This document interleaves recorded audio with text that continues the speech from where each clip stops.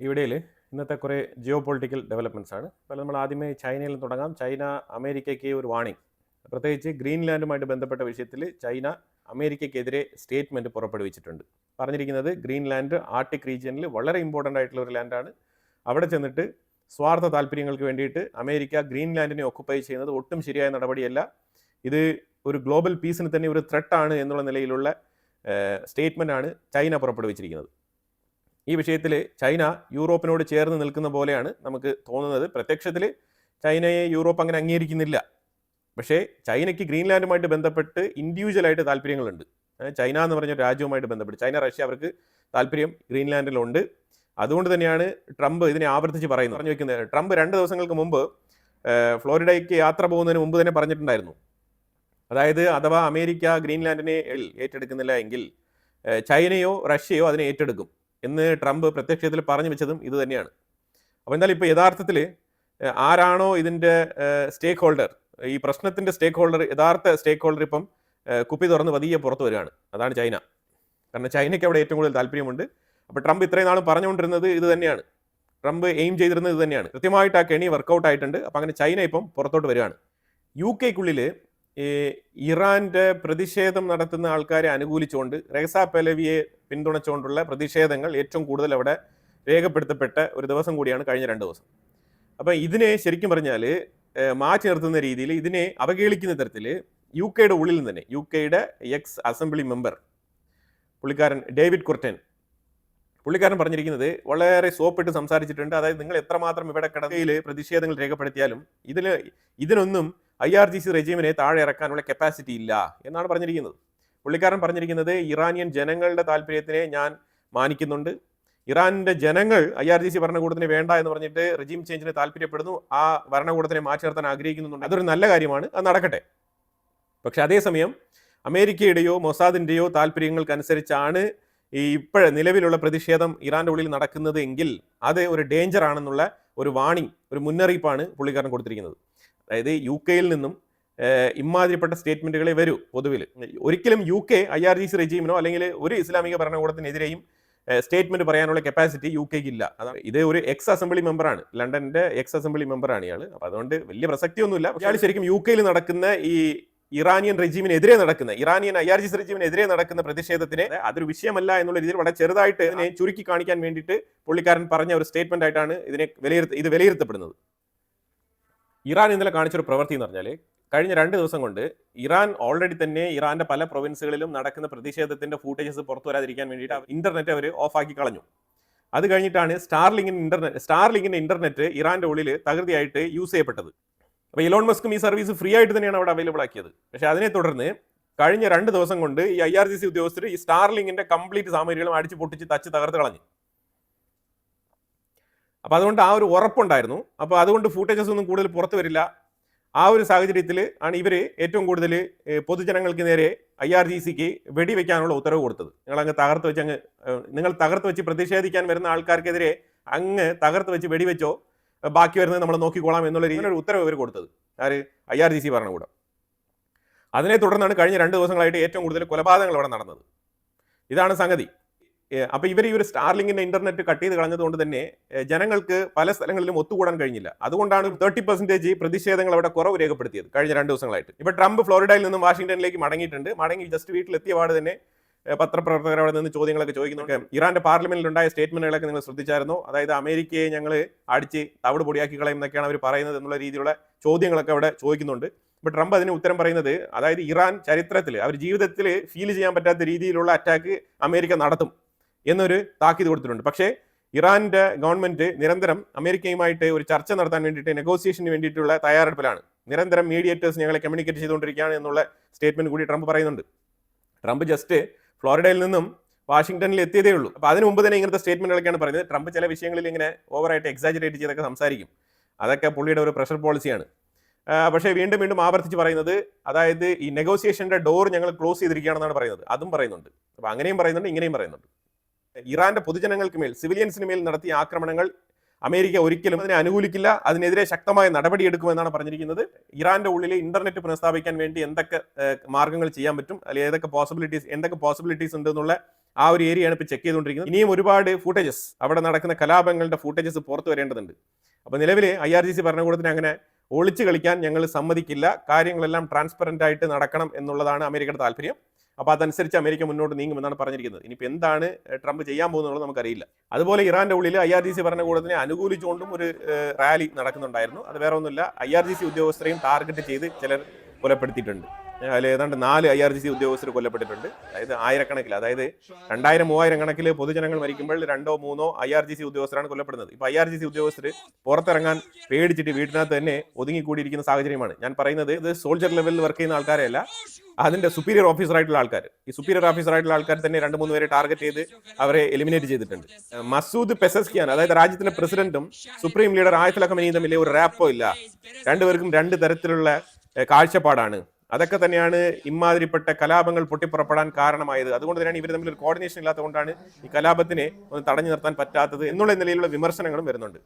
അതുപോലെ തന്നെ Abbas Araghchi, ഇറാന്റെ ഫോറിൻ മിനിസ്റ്റർ, പറഞ്ഞിരിക്കുന്നത് പ്രതിഷേധം, ജനങ്ങളുടെ ന്യായമായ പ്രതിഷേധത്തിനെ തീവ്രവാദികൾ ചൂഷണം ചെയ്തുകൊണ്ടിരിക്കുകയാണ് എന്നുള്ള സ്റ്റേറ്റ്മെന്റ് പറഞ്ഞു വെക്കുന്നത്. ഈ തീവ്രവാദികൾ എന്ന് ഉദ്ദേശിക്കുന്നത് ഇസ്രായേലിന്റെ മൊസാദ്, അതേപോലെ അമേരിക്കയുടെ CIA, ഇവരൊക്കെ തന്നെയാണ് ഇവർ ഉദ്ദേശിക്കുന്നത്. അതുപോലെ ഇറാഖ് തുർക്കി ബോർഡറിൽ നിന്നുള്ള കുർദിഷ് ടീമുകൾ. പിന്നെ അവിടെ തീവ്രവാദികൾ എന്ന് പറഞ്ഞു കഴിഞ്ഞാൽ സിസ്റ്റാൻ ബലൂചിസ്ഥാൻ എന്ന് പറഞ്ഞിട്ടുള്ള ഒരു ഏരിയ ഉണ്ട്, അവിടെ ബലൂച്ചികളുണ്ട്. അവരെയും കൂടി ഒരു തീവ്രവാദികളായിട്ടാണ് കൺസിഡർ ചെയ്യുന്നത്. അപ്പോൾ എന്തായാലും ഇങ്ങനത്തെ സ്റ്റേറ്റ്മെന്റുകളാണ് ഇറാന്റെ ഉള്ളിൽ നിന്ന് വരുന്നത്. അപ്പോൾ അങ്ങനെ IRGC ഉദ്യോഗസ്ഥരുടെ ബറിയൽ സെറമണിയുമായിട്ട് ബന്ധപ്പെട്ട റാലിയാണ് ഈ രീതിയിൽ IRGCക്ക് അനുകൂലമായിട്ടുള്ള റാലി എന്നുള്ള തരത്തിൽ പ്രചരിപ്പിക്കപ്പെടുന്നത്. ഇന്ത്യ ജർമ്മനി പുതിയൊരു തലത്തിലേക്ക് റിലേഷൻഷിപ്പ് നീങ്ങാണ്. ജർമ്മനിയുടെ ഫോറിൻ മിനിസ്റ്റർ കഴിഞ്ഞ ഒരു 1.5 മാസം കൊണ്ട് തന്നെ ഇതുമായിട്ട് ബന്ധപ്പെട്ട വിഷയത്തിൽ വളരെയധികം താല്പര്യമെടുത്ത് എഫേർട്ട് ഇട്ട് തന്നെ കാര്യങ്ങൾ മുന്നോട്ട് നീക്കിയത്. അങ്ങനെ ഒടുവിൽ ജർമ്മനിയുടെ ചാൻസലർ മെർസ് ഫ്രെഡറിക് ഇന്ത്യ സന്ദർശിച്ചിരിക്കുകയാണ്. 3 ദിവസത്തെ വിസിറ്റാണ്. അപ്പോൾ അതിൽ കൃത്യമായിട്ട് ഇത് ഗുജറാത്തിലാണ് പുള്ളിയെ കൊണ്ട് സെലിബ്രേഷനൊക്കെ അറ്റൻഡ് ചെയ്യിപ്പിച്ചത്. അവിടെ അഹമ്മദാബാദിൽ പുള്ളി മീറ്റിംഗ് അറ്റൻഡ് ചെയ്തു. പ്രൈം മിനിസ്റ്റർ മോദി ഉണ്ടായിരുന്നു.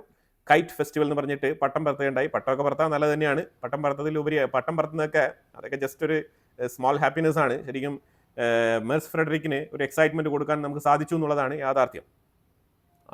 അതിലുപരിയായിട്ട് നമ്മൾ നോക്കിക്കാണേണ്ടതെന്ന് പറഞ്ഞാൽ ഏതാണ്ട് 27ഓളം MOU നമ്മൾ അങ്ങോട്ടും ഇങ്ങോട്ടും പരസ്പരം സൈൻ ചെയ്തിട്ടുണ്ട്. MOU ആണ്. അപ്പം ഈ MOU ബേസിസിൽ ഇനി നമ്മൾ പുതിയ കരാറുകളിലേക്ക് നമ്മൾ നീങ്ങും. അതാണ് മനസ്സിലാക്കാൻ പറ്റുന്നത്. ജർമ്മനിയുമായിട്ട് ബന്ധപ്പെട്ട് നമ്മൾ ഓൾറെഡി തന്നെ ടൈസൺ ഗ്രൂപ്പ് എന്ന് പറഞ്ഞ കമ്പനി നമ്മൾ ഒരു 6-7 വർഷത്തിന് മുമ്പ് തന്നെ നമുക്ക് സബ്മറൈൻ ബിൽഡ് ചെയ്യുന്നതുമായിട്ട് ബന്ധപ്പെട്ടുള്ള എഗ്രിമെന്റ് ഒക്കെ സൈൻ ചെയ്തതാണ്. പിന്നീട് ജർമ്മനി അത് ഒരുപാട് ഡിലേ ആക്കി. ഇപ്പോഴും ആ ടൈസൺ ഗ്രൂപ്പ് എന്ന് പറഞ്ഞ കമ്പനിയുടെ ആ സബ്മറൈൻ പ്രോജക്റ്റ് നിലവിലുണ്ട്. ഇടയ്ക്ക് കുറച്ചുനാൾ സ്ലീപ്പിംഗ് മോഡിലായിരുന്നു. ഇപ്പോൾ അത് വീണ്ടും റീആക്ടിവേറ്റ് ചെയ്തിട്ടുണ്ട്. കഴിഞ്ഞ ഒരു 3 മാസത്തിന് മുമ്പാണ് അത് വീണ്ടും റീആക്ടിവേറ്റ് ചെയ്തുകൊണ്ടുള്ള ഒരു എഗ്രിമെന്റ് സൈൻ ചെയ്തത്. അതിനെ തുടർന്ന് അത് ശരിക്കും നമ്മുടെ external affairs minister Jaishankar Germany visit ചെയ്തിരുന്ന സമയത്താണ് അത് സൈൻ ചെയ്തത്, റീആക്ടിവേറ്റ് ചെയ്തത്. അപ്പോൾ വീണ്ടും ടൈസൺ ഗ്രൂപ്പ് ആ ഒരു പ്രോജക്റ്റുമായിട്ട് മുന്നോട്ട് പോവാണ്. അപ്പോൾ ഇന്ത്യയുടെ ഉള്ളിൽ വെച്ചിട്ട് നമുക്ക് മേക്ക് ഇൻ ഇന്ത്യയുടെ പദ്ധതിയുടെ കീഴിലേക്ക് നമുക്ക് ടൈസൺ ഗ്രൂപ്പിന്റെ സബ്മറൈൻ മാനുഫാക്ചറിങ് കൊണ്ടുവരാം എന്നൊക്കെ പറഞ്ഞിട്ടുണ്ട്. അങ്ങനെ ഒരുപാട് വിഷയങ്ങളൊക്കെ കൂട്ടിച്ചേർത്തിട്ടാണ് 27ഓളം MOU സൈൻ ചെയ്തിരിക്കുന്നത്. ഇതിന്റെ ഡീറ്റെയിൽ ആയിട്ടുള്ള വിഷയങ്ങളൊക്കെ ഇനി മിനിസ്റ്റർ ഓഫ് എക്സ്റ്റേണൽ അഫയേഴ്സ് പുറത്തുവിടും. അതിനനുസരിച്ച് നമുക്ക് വിശദമായിട്ട് നോക്കാം. ഈ സാഹചര്യത്തിൽ നമ്മൾ പട്ടം പറത്തിനേക്കാളും ഏറ്റവും ഇമ്പോർട്ടന്റ് നമുക്ക് ഫ്യൂച്ചറിൽ എങ്ങനെയായിരിക്കും ജർമ്മനിയുമായിട്ടുള്ള റിലേഷൻഷിപ്പ്, അതാണ് നമുക്ക് വളരെ ഇമ്പോർട്ടന്റ്. കാരണം പല രാജ്യങ്ങളും ഇങ്ങനെ വന്ന് മീറ്റിംഗ് ഒക്കെ അറ്റൻഡ് ചെയ്ത് വളരെയധികം നല്ല രീതിയിൽ സെലിബ്രേറ്റ് ചെയ്ത് മടങ്ങാറുണ്ട്. കാരണം ഇന്ത്യ എപ്പോഴും നല്ല രീതിയിലുള്ള വെൽക്കമാണ് കൊടുക്കുന്നത്. അപ്പോൾ ആ ഇൻവിറ്റേഷൻ അനുസരിച്ച് അവർക്ക് നമ്മൾ ഒരു രീതിയിലുള്ള കുറവും വരുത്താതെ നമ്മൾ കൃത്യമായിട്ടുള്ള റെസ്പെക്റ്റോട് കൂടി തന്നെയാണ് കാര്യങ്ങളൊക്കെ നീക്കുന്നത്. അപ്പോൾ അതിൽ പ്രൈം മിനിസ്റ്റർ മോദി ഒരു വിഷയം ചൂണ്ടിക്കാണിച്ചിട്ടുണ്ട്, വി ആർ നോട്ട് ആൾവേസ് അഡ്മിസബിൾ എന്ന് പറഞ്ഞത്. അതായത് നമ്മൾ എല്ലാ കാലത്തും എല്ലാ കാര്യങ്ങളെയും അക്സെപ്റ്റ് ചെയ്യുന്ന വ്യക്തികളല്ല. അതേസമയം ഉക്രൈൻ്റെ ഉള്ളിലേക്ക് സമാധാനം വരണം എന്നുള്ളത് ഞങ്ങൾ ആഗ്രഹിക്കുന്നുണ്ട്. അതേസമയം റഷ്യ എതിർത്തൊരു കാര്യങ്ങൾ നമ്മൾ പറഞ്ഞിട്ടുമില്ല. അപ്പോൾ അങ്ങനെ നമ്മുടെ നിലപാടുകൾ വളരെ വ്യക്തമായിട്ട് പറഞ്ഞിട്ടുണ്ട്. ജർമ്മനിയുടെ ചാൻസലറായിട്ടുള്ള മെർസ് ഫ്രെഡറിക് അവിടെ ഫ്രണ്ടിൽ ഇരിക്കുമ്പോൾ തന്നെയാണ് പ്രൈം മിനിസ്റ്റർ മോദി ഈ സ്റ്റേറ്റ്മെന്റുകളെല്ലാം തന്നെ പറഞ്ഞത്. ഇന്ത്യയുടെ നിലപാടുകൾ എന്താണ് റഷ്യ ഉക്രൈനുമായിട്ട് ബന്ധപ്പെട്ട വിഷയത്തിൽ ഇങ്ങനെ പല വിഷയങ്ങളും ചർച്ച ചെയ്യപ്പെട്ടിട്ടുണ്ട്. ഇസ്രായേൽ ഗാസ വിഷയം ചർച്ചയായിട്ടുണ്ട്. അങ്ങനെ ഇതെല്ലാം തന്നെ ചർച്ച ചെയ്യപ്പെട്ടിട്ടുണ്ട്. ജർമ്മനിയുടെ വലിയൊരു ടീം തന്നെയാണ് ഇന്ത്യയിലേക്ക് വന്നത്. അപ്പോൾ അവർ ശരിക്കും അവരുടെ ഈ ഒരു ഇന്ത്യൻ ട്രിപ്പ് അവർ ആഘോഷിച്ചുകൊണ്ടിരിക്കുകയാണ്. അതാണ് ശരിക്കും നമുക്ക് മനസ്സിലാക്കാൻ പറ്റുന്നത്. അപ്പോൾ എനിവേ ഇപ്പോൾ ആഘോഷങ്ങളൊക്കെ കഴിഞ്ഞിട്ട് ഡീറ്റെയിൽ ആയിട്ട് നമുക്ക് ഓരോ എഗ്രിമെന്റും എന്താണ് പറയുന്നത് എന്നുള്ളതിനെ കുറിച്ച് വരും ദിവസങ്ങളിൽ നമുക്ക് ചർച്ച ചെയ്യാം. നിലവിൽ നാറ്റോയുടെ സൈഡിൽ നിന്നുള്ള ഒരു സ്റ്റേറ്റ്മെന്റ്, ആ സ്റ്റേറ്റ്മെന്റ് വേറെ ഒന്നുമില്ല, 2-3 രാജ്യങ്ങളെ പേരെടുത്ത് പറയുന്നുണ്ട്. പക്ഷേ അതിൽ ഇന്ത്യയെ അവർ കൂട്ട് ചെയ്യുന്നില്ല എന്നുള്ളതാണ് ശ്രദ്ധേയമായി നോക്കിക്കാണേണ്ടത്. ഇന്ത്യ ആ ലിസ്റ്റിൽ നിന്നും അവർ മാറ്റി നിർത്തിയിരിക്കുകയാണ്. ഇത് നല്ലതാണോ എന്ന് ചോദിച്ചാൽ നല്ലതാണ്. പക്ഷേ അതേസമയം അവരുടെ കയ്യിലാണ് ഓപ്ഷൻ. ഏത് നേരത്തെ വേണമെങ്കിലും അവർക്ക് ഇന്ത്യയെ കൂട്ടിച്ചേർക്കാം ഇതിനകത്ത്. അത് ഇന്ത്യയുടെ ഓരോ ആറ്റിറ്റ്യൂഡ്. ഇപ്പം നിലവിൽ റഷ്യ, ഇറാൻ, ചൈന, സൗത്ത് ആഫ്രിക്കയിൽ ചെന്നിട്ട് ഈ 4 രാജ്യങ്ങളും കൂടി ചേർന്ന് ഒരു നേവൽ ഡ്രിൽ അവിടെ നടത്തിയായിരുന്നു. ഇതിൽ ഇന്ത്യ ശരിക്കും പങ്കെടുത്തിട്ടില്ല. അപ്പോൾ ഇനിയിപ്പോൾ അതുകൊണ്ടാണോ ഇന്ത്യയുടെ പേര് പറയാത്തതെന്ന് നമുക്കറിയില്ല. പക്ഷേ മറ്റുള്ള രാജ്യങ്ങളുടെ പേരൊക്കെ എടുത്ത് പറഞ്ഞുകൊണ്ട് നാറ്റോ ഒരു കണ്ടംപ്റ്റ്, അതായത് ഒരു വാണിംഗ്, ഒരു താക്കീത് അത് കൃത്യമായിട്ട് രേഖപ്പെടുത്തിയിട്ടുണ്ട്. നാറ്റോയുടെ supreme allied commander general Alexus G Grynkewich പുള്ളിയാണ് ഈ ഒരു സ്റ്റേറ്റ്മെന്റ് പറഞ്ഞത്. When I look around the globe, Russia, China, Iran, North Korea, and others are increasing their collaboration and their cooperation as their interests align against us. We see this clearly in Ukraine. While President Trump pushes for a peaceful resolution to a horrible war, China continues to fund Putin's war machine. Iran continues to supply technology and weapons. And North Korean combat troops remain in Russia on Ukraine's border. And of course, there's a confluence between Russia, Iran, and Venezuela and their dark fleet of oil tankers that is helping to fund the war. In the Arctic and the high north, we see a similar trend. Russian and Chinese vessels are conducting more and more joint patrols. Chinese icebreakers and research vessels are in Arctic waters, and their research is not for peaceful purposes. It's to gain a military advantage.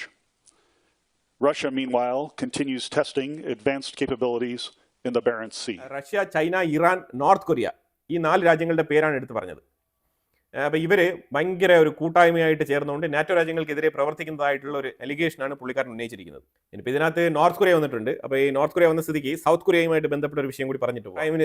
South കൊറിയയുടെ president Lee Japan visit ചെയ്യാനിരിക്കുന്ന സാഹചര്യത്തിൽ south കൊറിയയിൽ ജപ്പാനെതിരെ ഒരു protest, ആക്ടിവിസ്റ്റുകളുടെ ഒരു പ്രൊട്ടസ്റ്റാണ്. അതെന്താണ് ജപ്പാനും south കൊറിയയും തമ്മിൽ ഇങ്ങനെ ഒരു പ്രശ്നം എന്നുള്ള രീതിയിൽ ഞാനിതിനെ കുറച്ച് ഡീറ്റെയിൽ ആയിട്ട് നോക്കിയപ്പോഴത്തേക്ക് മനസ്സിലാക്കാൻ പറ്റിയത്, സൗത്ത് കൊറിയയുടെ ആക്ടിവിസ്റ്റുകളുടെ നിലപാടെന്ന് പറഞ്ഞാൽ ജപ്പാനുമായിട്ട് ബന്ധപ്പെട്ട് ഹിസ്റ്ററി, വാർ ഹിസ്റ്ററിയുമായിട്ട് ബന്ധപ്പെട്ട വിഷയത്തിൽ ജപ്പാൻ ഒട്ടും മോശമല്ല, നല്ല റെക്കോർഡാണ് അവർക്കുള്ളത്. നല്ല റെക്കോർഡ് മീൻസ് ബാഡ് റെക്കോർഡ്, അതാണ് ഉള്ളത്. കാരണം ഇവർ യുദ്ധങ്ങൾ നടക്കുന്ന സമയത്ത് ഇവർ പണ്ട് വേൾഡ് വാർ നടന്ന സമയങ്ങളിലൊക്കെ ഇവർ എന്താണ് ചെയ്തിരുന്നത്, ഏത് രീതിയിലാണ് ഇവർ മറ്റുള്ള രാജ്യങ്ങളോട് പെരുമാറിയിരുന്നത്. അതുകൊണ്ട് ജനസൈഡ് ആയിക്കോട്ടെ, അങ്ങനെ പല വിഷയങ്ങൾക്കും ഇവരും പേര് കേട്ട വ്യക്തികൾ തന്നെയാണ്. ജപ്പാൻ ഒട്ടും മോശമല്ല.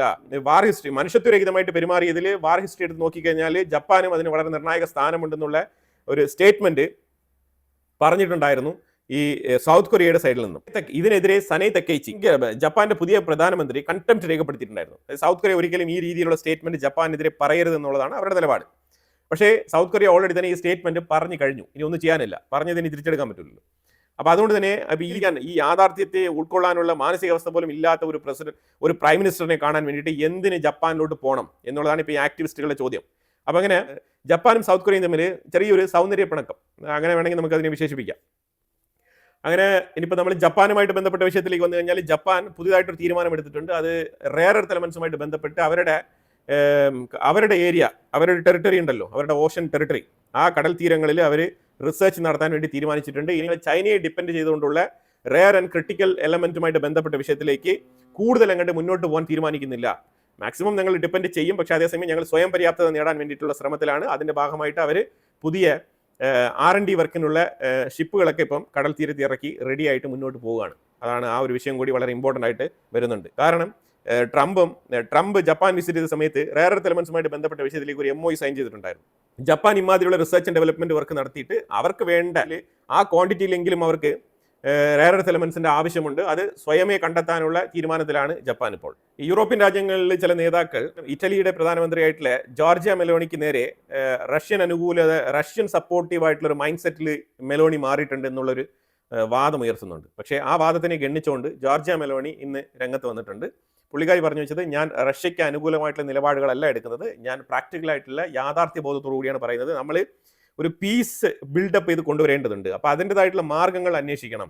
നമ്മൾ നിരന്തരം ലൈനപ്പ് ചെയ്തുകൊണ്ടിരിക്കുന്ന റിലയബിൾ ആയിട്ട് ട്രസ്റ്റഡ് ആയിട്ടുള്ള നെഗോസിയേഷൻ പോയിന്റ് എന്ന് വിചാരിച്ച് നമ്മൾ അപ്രോച്ച് ചെയ്തുകൊണ്ടിരിക്കുന്ന വലിയേട്ടൻ അമേരിക്ക, അവർ നമുക്ക് ഒരു രീതിയിലുള്ള ഡിസിഷനും കൊണ്ടുവരുന്നില്ല, ഫ്രൂട്ട്ഫുൾ ആയിട്ടുള്ള ഒരു ഡിസിഷനും കൊണ്ടുവരുന്നില്ല. അപ്പോൾ ആ സാഹചര്യത്തിൽ നമ്മൾ തന്നെ നമ്മളുടെ കാര്യത്തിലേക്ക് ഇനിഷ്യേഷൻ എടുത്ത് നമ്മൾ ഡയറക്റ്റ് ആയിട്ട് ആരാണോ നമ്മളുടെ എനിമി അവരുടെ തന്നെ നെഗോഷിയേറ്റ് ചെയ്യാം എന്നാണ് ഞാൻ പറയുന്നത്.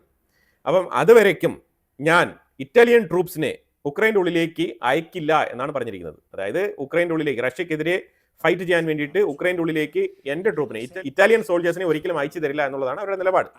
അപ്പോൾ അവരവരുടെ നിലപാട് വ്യക്തമായിട്ട് പറഞ്ഞു കഴിഞ്ഞു. ഇനിയിപ്പോൾ അതിനകത്ത് കൂടുതൽ ആർഗ്യുമെന്റ്സിന്റെ ആവശ്യമൊന്നുമില്ല. ഇറ്റലിയുടെ നിലപാട് എന്താണെന്നുള്ളത് എല്ലാവർക്കും വളരെ വ്യക്തമായിട്ട് അറിയാവുന്ന കാര്യമാണ്. അപ്പം അതുകൊണ്ട് റോം എപ്പോഴും ഉക്രൈനോടൊപ്പം തന്നെയാണ്. പക്ഷേ എൻ്റെ നിലപാട് ഇങ്ങനെയാണെന്നാണ് അവർ പറഞ്ഞിരിക്കുന്നത്. വളരെ വ്യക്തമായിട്ടുള്ള സ്റ്റേറ്റ്മെന്റ് ആണ്, ക്ലിയർ ആയിട്ടുള്ള സ്റ്റേറ്റ്മെന്റ് ആണ്. അവർക്കെങ്കിലും ശരിക്കും ബോധമുണ്ടെന്നാണ് മനസ്സിലാക്കാൻ പറ്റുന്നത്. ശരിക്കും റഷ്യയുമായിട്ട് ചർച്ച ചെയ്ത് തീർപ്പാക്കേണ്ട വിഷയമാണ് ഈ ഉക്രൈൻ റഷ്യ യുദ്ധം.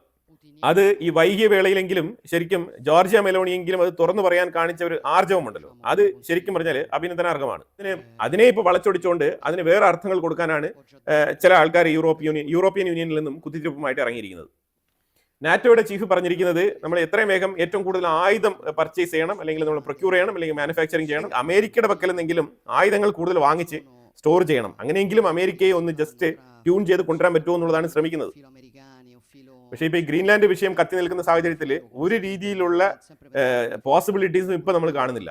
ഏത് അമേരിക്കയെ ഒന്ന് ടെംപ്റ്റ് ചെയ്ത് ഇവരുടെ വഴിക്ക് കൊണ്ടുവരാൻ പറ്റുമെന്ന് ഇപ്പോൾ എന്തായാലും തോന്നുന്നില്ല. കാരണം ഗ്രീൻലാൻഡ് ആണ് ഇതിന്റെ ക്രൂഷ്യൽ വിഷയമായിട്ട് മാറിയിരിക്കുന്നത്. ഇപ്പോൾ ലണ്ടനിൽ ഇന്നും ഇസ്ലാമിക് റിസർച്ച് സെന്ററിന്റെ വെളിയിൽ ഒരു പ്രതിഷേധം, അതും ഈ ഇറാനിയൻ പ്രൊട്ടസ്റ്റേഴ്സിനെ അനുകൂലിച്ചുകൊണ്ട് IRGC ഭരണകൂടത്തിനെ എതിർത്തുകൊണ്ട് തന്നെയാണ് ഈ പ്രതിഷേധം രേഖപ്പെടുത്തിയത്. പോലീസ് ഇറങ്ങി അവരെ അറസ്റ്റ് ചെയ്ത് നീക്കം ചെയ്തിട്ടുണ്ട്. യൂറോപ്യൻ ലീഡേഴ്സ് എല്ലാം തന്നെ ഇന്ന് ഒരുമിച്ച് ഒരു സ്റ്റേറ്റ്മെന്റ് എടുത്തിട്ടുണ്ട്. അതായത് വി ആർ ബാക്കിംഗ് ഡെൻമാർക്ക്. ഗ്രീൻലാൻഡിന്റെ വിഷയത്തിൽ യൂറോപ്യൻസിനെല്ലാം ഒരേ നിലപാടാണ്, അത് ഡെൻമാർക്കിനെ സപ്പോർട്ട് ചെയ്യുന്ന നിലപാടാണെന്നാണ് പറഞ്ഞിരിക്കുന്നത്. അപ്പോൾ ഇറാനിൽ ഉടനീളം പ്രതിഷേധം തുടരുകയാണ്. പ്രത്യേകിച്ച് ഈ മാരകമായ കൊലപാതകങ്ങൾ നടത്തി IRGC ഭരണകൂടത്തിനെതിരെ ശക്തമായ പ്രതിഷേധം വീണ്ടും ആഞ്ഞടിക്കുകയാണ്. അതാണ് മനസ്സിലാക്കാൻ പറ്റുന്നത്. ഈ കൊലപാതകങ്ങൾ വീണ്ടും പ്രതിഷേധത്തിന് ആക്കം കൂട്ടിയിരിക്കുന്നു എന്നാണ് മനസ്സിലാക്കാൻ പറ്റുന്നത്. ഇപ്പോൾ ഞാൻ ഇറാന്റെ പ്രതിഷേധത്തിന്റെ ആ ഒരു ലെവൽ ഞാൻ കൂടുതൽ പറയുന്നില്ല. ഞാൻ വേണമെങ്കിൽ 2-3 വീഡിയോസ് വേണമെങ്കിൽ വെച്ച് പോവാം. വല്ലാത്ത രീതിയിൽ പ്രതിഷേധം ആളിക്കത്തുകയാണ്. എല്ലാ നഗരങ്ങളിലും ജനങ്ങൾ തെരുവിലിറങ്ങുന്ന സാഹചര്യമാണ്. ഓസ്ട്രേലിയൻ പ്രധാനമന്ത്രി ആന്റണി അൽബനീസ് പുതിയൊരു സ്റ്റേറ്റ്മെന്റ്, അതായത് ഈ ബോണ്ടി ബീച്ച് ആക്രമണം നടന്നതിന് ശേഷം ഇതുവരെ ഓസ്ട്രേലിയ പാർലമെന്റ് വിളിച്ചു കൂട്ടിയിട്ടില്ല. അപ്പോൾ അതുകൊണ്ട് എമർജൻസി ആയിട്ട് പുള്ളിക്കാരൻ പാർലമെന്റ് വിളിച്ചു കൂട്ടുകയാണ്. അപ്പം വൈകാതെ തന്നെ വിതിൻ 4-5 ഡേയ്സിൽ പാർലമെന്റ് വിളിച്ചു കൂട്ടിയിട്ട് അവിടെ ഈ ബോണ്ടി ബീച്ചിൽ നടത്തിയ ആക്രമണത്തിനെ അപലപിക്കും.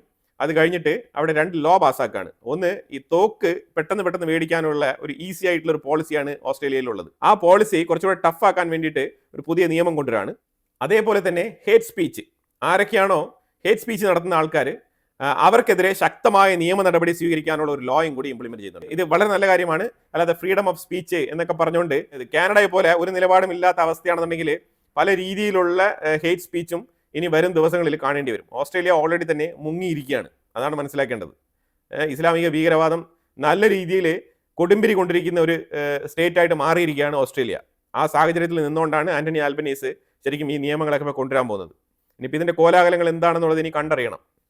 ഈ ഇടപ്പെട്ട കാലത്ത് ഏറ്റവും കൂടുതൽ ആൾക്കാർ ലീഗലി ഗണ്ണ് ഒബ്റ്റൈൻ ചെയ്തിട്ടുണ്ട്, ലീഗലി. അതാണ് മനസ്സിലാക്കേണ്ടത്. അപ്പോൾ ഇത് വളരെ ഫാസ്റ്റ് ആയിട്ട് നടക്കുന്നുള്ളൂ. കഴിഞ്ഞ കാലഘട്ടങ്ങളിൽ നടന്നിരുന്നതിനേക്കാളും വളരെ ഫാസ്റ്റ് ആയിട്ട് കൂടുതൽ ക്വാണ്ടിറ്റിയിൽ ആൾക്കാർ ഇത് വാങ്ങിച്ചിട്ടുണ്ട് ലീഗലി. അതാണ് ഓസ്ട്രേലിയൻ ഗവൺമെന്റിനെ ഇപ്പോൾ കൂടുതൽ ഇരുത്തി ചിന്തിപ്പിക്കുന്നത്. കുറേയധികം തീവ്രവാദികൾ ഇപ്പം അവിടെ സേഫ് ആയിട്ട് താമസിക്കുന്നുണ്ട് ഓസ്ട്രേലിയയിൽ. അതും കൂടി നമ്മൾ ഇതിനോടൊപ്പം ചേർത്ത് വായിക്കണം. ഈ വിറ്റുപോയ തോക്കുകളൊക്കെ ഇനി എത്ര പേരുടെ ജീവൻ എടുക്കാനിരിക്കുന്നുള്ളത് ഇനി കണ്ടറിയേണ്ട വിഷയമാണ്. അപ്പോൾ അങ്ങനെ ഇത് കുറേ കോമൺ ആയിട്ടുള്ള കുറേ geo political developments, what it's happening last globally, അതാണ് നമ്മൾ ഈ വീഡിയോയിൽ ഉൾപ്പെടുത്തിയിരിക്കുന്നത്. ഇതിനെക്കുറിച്ചുള്ള അഭിപ്രായങ്ങൾ കമന്റ് ബോക്സിൽ രേഖപ്പെടുത്തുക. കൂടുതൽ വാർത്തകളുമായിട്ട് അടുത്ത വീഡിയോയിൽ വരാം. Thank you so much.